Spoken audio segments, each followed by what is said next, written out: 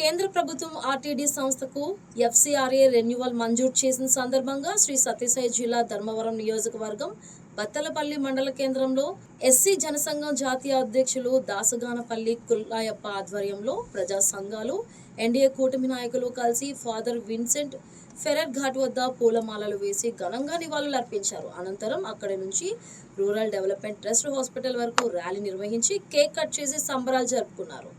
ఈ సందర్భంగా దాసగానపల్లి కుల్లాయప్ప మీడియాతో మాట్లాడుతూ కరువు ప్రాంతమైన అనంతలో పేదవాడి గుండె చప్పుడు వినిపించిన మహానుభావుడు ఫాదర్ విన్సెంట్ ఫెరర్ అని తెలిపారు.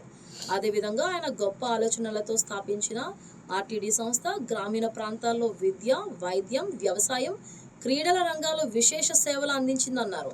అనంతపురం జిల్లాతో పాటు కర్నూలు జిల్లాలో కూడా సేవలను విస్తరించిన ఆర్టీడీ అని ఆయన గుర్తు చేశారు.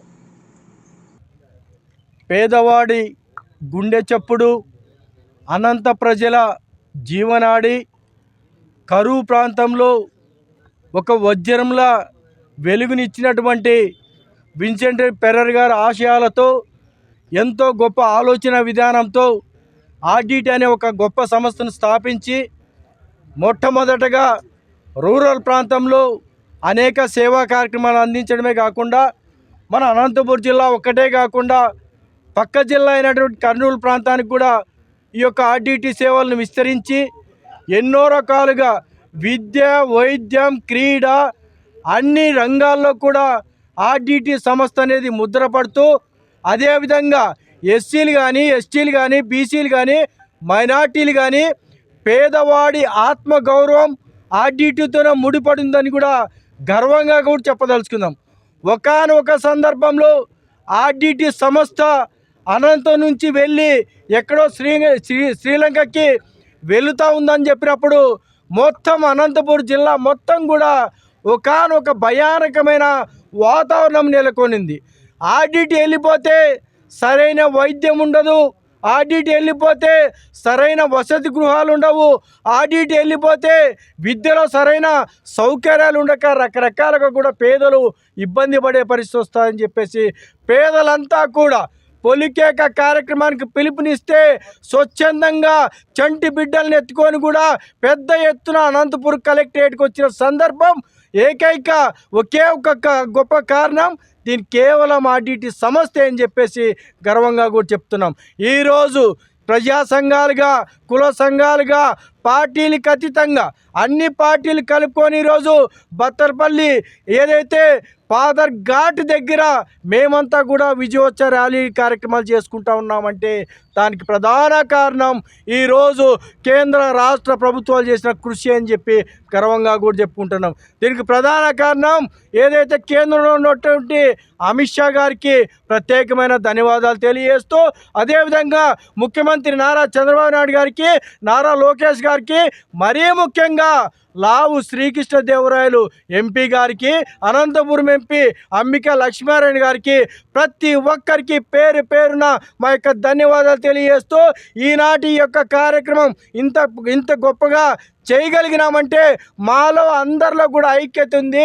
మేము కులాలకి అదేవిధంగా అగ్ర కులాలు అనుకోకుండా లేదా పేద కులాలు అనుకోకుండా అందరం కలిసికట్టుగా ఇంత పెద్ద గొప్ప కార్యక్రమం చేసినందుకు నిజంగా ప్రతి ఒక్కరికి పేరు పేరున ధన్యవాదాలు తెలియజేస్తూ మరొక్కసారి పేదవాడి గుండె చప్పుడు ఆర్టీడీ సంస్థకి ఎక్కడ ఎప్పుడు అన్యాయం జరిగినా సరే ప్రజల గొంతుగా, ప్రజా సంఘాలుగా వెనుకడి వేసే పరిస్థితి లేదని తెలియజేస్తూ ఈ యొక్క కార్యక్రమానికి చేసిన ప్రతి ఒక్కరికి జై భీమ్, జై హింద్.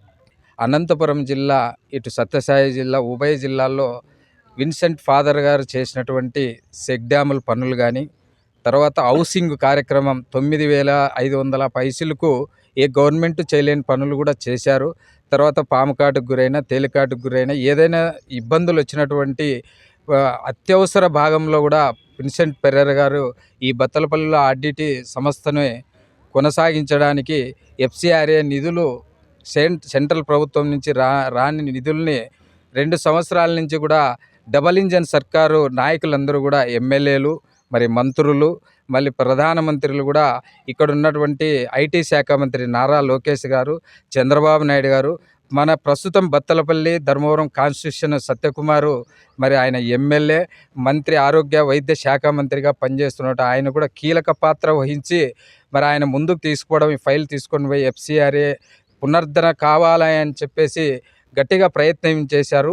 ఆ డబుల్ ఇంజన్ సర్కారు ఎమ్మెల్యేలకి తర్వాత మంత్రులకి అందరికి కూడా మా ఆంధ్రప్రదేశ్ రైతు సంఘం తరఫున వాళ్ళందరికీ కూడా కృతజ్ఞత తెలియజేస్తూ ఎస్సీ జనసంఘం జాతీయ అధ్యక్షులు శ్రీ దాసగానపల్లి కుల్లాయపన్న గారి ఆధ్వర్యంలో మన RDT ఘాట్ వద్ద ఒక మహత్తరమైనటువంటి కార్యక్రమాన్ని ఏర్పాటు చేయడం జరిగింది.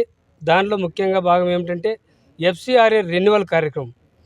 ఎందుకంటే ఏవైతే ఫారిన్ నుంచి నిధులు ఇక్కడ పేద ప్రజలకు అందుతున్నాయో అటువంటి నిధులు పక్కదారి పట్టి అవి దుర్వినియోగం చేస్తున్నారనే ఉద్దేశంతో కేంద్ర హోంశాఖ వారు ఒక బలమైన నిర్ణయం తీసుకోవడం జరిగింది. ఏం నిర్ణయం అంటే కొన్నాళ్ళు ఈ నిధులు ఆపడం జరిగింది. అది దాదాపు 2021 సంవత్సరం నుంచి.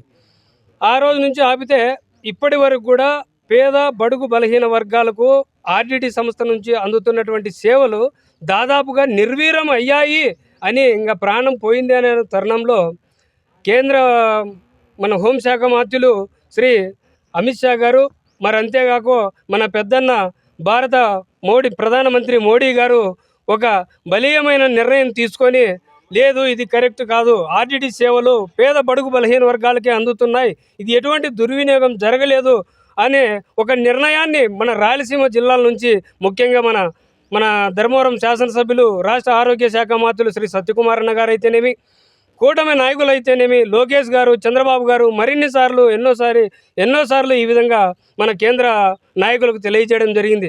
అయ్యా ఇక్కడ పేద బడుగు బలహీన వర్గాలు ఉన్నారు, మన ప్రభుత్వం ఎంత సహాయం అయితే చేస్తున్నదో దానికి దీటుగా కూడా RDT సంస్థ ఒక తండ్రిలాగా ఒక తల్లిలాగా కంటికి రెప్పలాగా ఇక్కడ కాపాడుతూ వస్తుంది ఈ ప్రజలను. మనం దీన్ని రెన్యువల్ చేస్తేనే అక్కడ మన మనుగడ కూడా ఉంటుంది. ఎందుకంటే ఏ ప్రభుత్వాలైనా ఏ పార్టీ అయినా ప్రజల యొక్క మన్ననలు పొందినప్పుడే మన పార్టీలు కానీ మన ప్రభుత్వాలు కానీ నిలబడతాయి. అటువంటి తరుణంలో కొన్ని లక్షల మందికి మనం ఊరటనిస్తున్న RDT సంస్థకు మనం FCRA రెన్యువల్ ఆపి చేస్తే మనం తర్వాత తరుణంలో కూడా ఇబ్బంది పడాల్సిన గట్టి నిర్ణయం తీసుకోవడం జరిగింది. దాంతో ఇది మన ప్రజలు కూడా దాదాపుగా ఈ RDT సంస్థతో నేను కూడా లబ్ధి పొందినాను కాబట్టి దాని నుంచి కూడా నేను ప్రత్యేకంగా దీన్ని హర్షం వ్యక్తం చేస్తున్నాను.